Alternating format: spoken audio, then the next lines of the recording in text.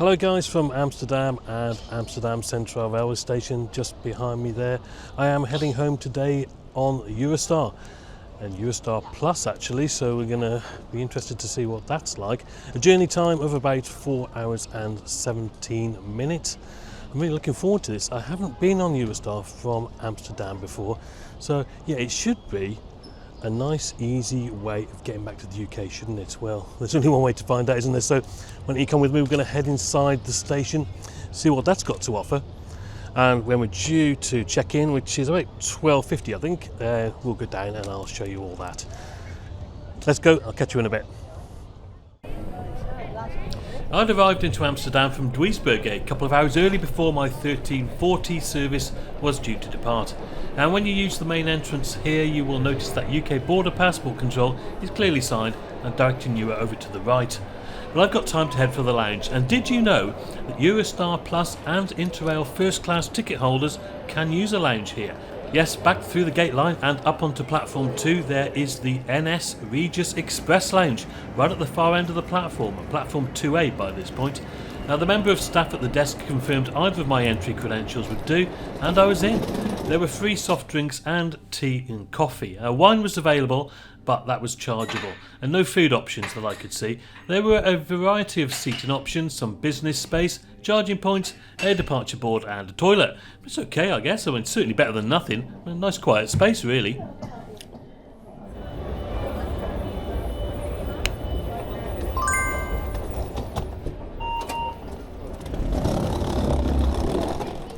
Back down the escalator and through the gate line, I was now heading for passport control. Eurostar staff greet you at the entrance, but there is no fast track for Eurostar Plus passengers. I'm in the queue for security bag screening with everybody else, and it's not moving very quickly. After going through Dutch and UK passport control, I was into the departure lounge, and actually, after travelling through 6 other European countries in the last few days, this was the first time I'd had to show my passport. Now, freedom of movement makes things so much easier when you're travelling around, doesn't it? But yeah, do let me know what you think in the comments below. You can mention the B word if you want, and I know from some of my previous videos, it's a subject that generates some very strong opinions.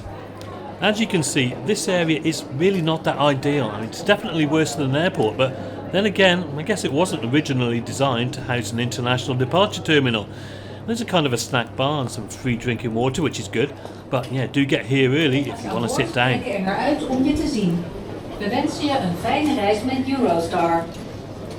Fortunately, it wasn't long before we were let through the doors that lead onto the platform, which again was a pretty chaotic affair. And I thought the train would be here at this point, but it was only just arriving. 374031, a Eurostar E320. Now, these units were built between 2011 and 2018 and have a top speed of 200 miles per hour. We'll test that out later.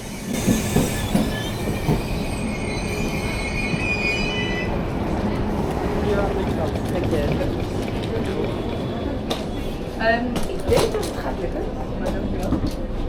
Ja, net. Dankjewel.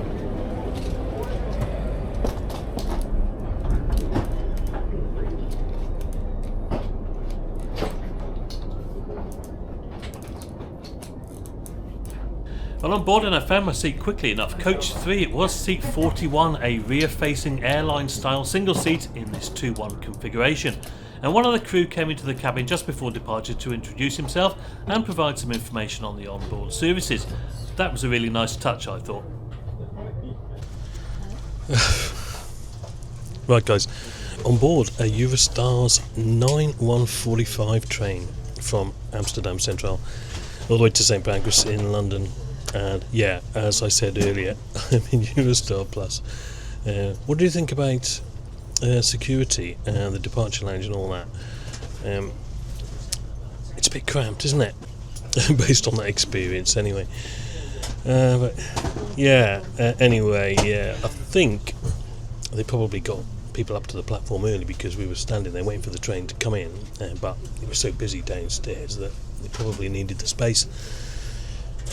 But arrive it has, and hopefully with what have we got, 10 minutes to departure, we can leave on time. I guess we'll see, won't we? The other thing is, I think I'm in a backwards facing seat, so if I can, I will relocate to a forward facing seat maybe on that side of the train actually, which is a little bit more shaded from the sun. But we'll see. It's looking pretty busy, so yeah, we'll see what happens in that respect. We left on time, service 9145, bound for London St Pancras and due to arrive at 1700 hours UK time. Journey time of 4 hours and 20 minutes. And the chap who'd greeted us on board a few minutes early was back, and this time he had with him a snack basket, offering a choice of either apple chips or mixed nuts. And apologies for not filming this, but I was pretty tired at this point, and anybody who'd watched my previous video on the train up to Rovaniemi and or has read the blog that accompanied it will hopefully understand why. But suffice to say, being able to relax now for the next 4 and a bit hours in this comfortable and spacious environment was very, very welcome. We pass huge railway sidings to the east of Centraal station as our train loops around Amsterdam in a clockwise direction before heading west. There are distant views of dockside cranes alongside some of the many waterways that surround the city, and then after about 15 minutes we reach Schiphol, where there are more views of aircraft on their final approach into the airport.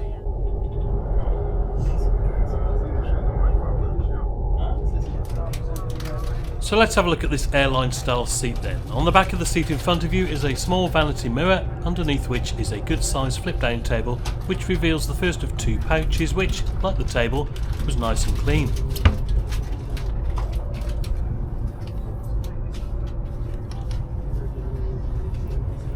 As I fold the table away, you will see the second pouch here.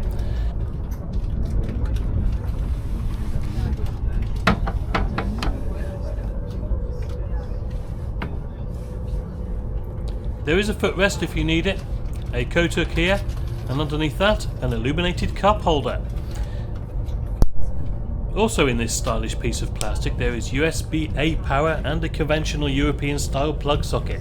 Note that the cup holder is useless if you're going to be using the coat hook. That might be why they've put some additional ones up here by the window. And talking about the window, well, there's a blind for your convenience and certainly useful on a day like today. The seat itself has a well padded, slightly winged headrest and back. The cushioning is good all round, which it does need to be on these kind of journey lengths, and there is an individual reading light which is turned on by this thing here, which looks a bit like somebody's foot. Well, it took me ages to figure that one out. A retractable armrests on both sides and a recline lever to the left. It's only the seat base and bottom of the back that move, by the way. Now, features of the seat are shown on the displays in the aisle with various other things, such as the speed record, which is 334.7 kilometers an hour, or 208 miles per hour if you're interested, and also the tunnel depth when it goes under the channel, 100 meters, because, as you know from other YouTube reviewers, this train goes under the sea. All in all though, yeah, really comfortable seat here in Eurostar Plus. It's got good leg room, and it's also worth noting that there are sizable luggage racks above your head with larger luggage storage available at the end of the coach. After about 35 minutes, a trolley service appeared offering alcohol and soft drinks. And seeing it was the afternoon, I had a white wine, French. I was offered something else if I wanted it, but yeah, I thought this would do for now. They're just paper cups unfortunately, but I could live with that, no problem at all. And we arrived into Rotterdam at 14:22 for a 6-minute stop, which I celebrated by opening the wine. Quite nice it was too. And they were accompanied by the nuts that I'd kept from earlier on. After leaving Rotterdam, we passed the Feyenoord Stadium on our left, and then it felt like we were really starting to put our foot down. I glanced up at the display, 296 kilometers an hour, 183 miles per hour if you like, which was quite impressive, much more impressive than the Wi-Fi. Well, that connected quickly enough, but that was quite frankly absolutely rubbish. YouTube wouldn't connect, and neither would Bluesky. I mean, it was definitely connected, just really, really slow. High-speed train with pacer-like internet speed. If you want to know how to do Wi-Fi properly, have a look at my Lux Express video.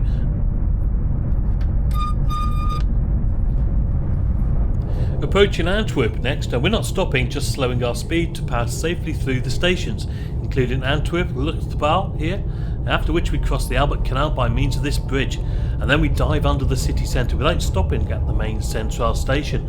You can book a Eurostar ticket to Antwerp, but this involves a connection in Brussels and then a local train to Antwerp itself.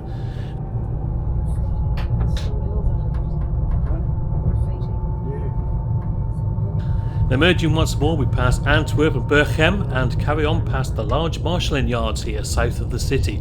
I do quite like the industrial landscape of this part of the world, and because it's predominantly flat, you do seem to be able to see a lot further into the distance from the train. But I've never been to Antwerp specifically, but do let me know if you think it's worth a visit.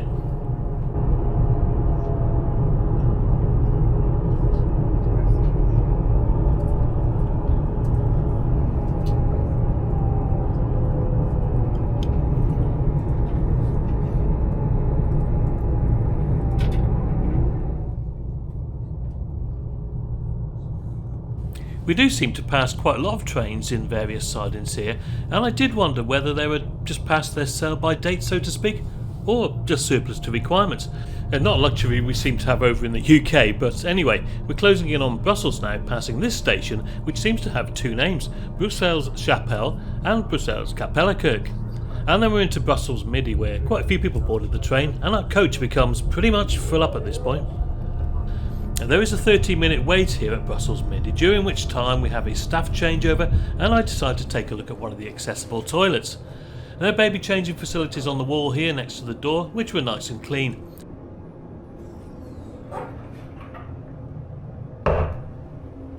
The bin above the toilet was taped off. I'm not sure why a bin would be out of order, but anyway, soap and water eventually was available. Yes, the water does take a while to appear, but at least they do tell you that here, and I bet people have thought it was out of order in the past, so they've had to put these signs up to state otherwise.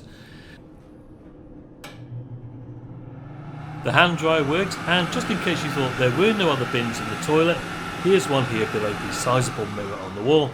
Yeah, generally speaking, the toilet was fine, everything worked and it was clean. We left Brussels Midi on time at 15:51. The weather was still absolutely gorgeous outside, and we passed yet more railway yards and trains. Brussels seems to me to be a bit of a confluence of lines from other neighbouring European countries. In the foreground here is what I guess is a Belgian regional train, behind which is a French Eurostar service maybe, and behind that I recognise the familiar livery of a German DB Railways ice service. As you can gather, I'm certainly not an expert on European trains, but I'm sure you can add some detail and correct me if I'm wrong in the comments below.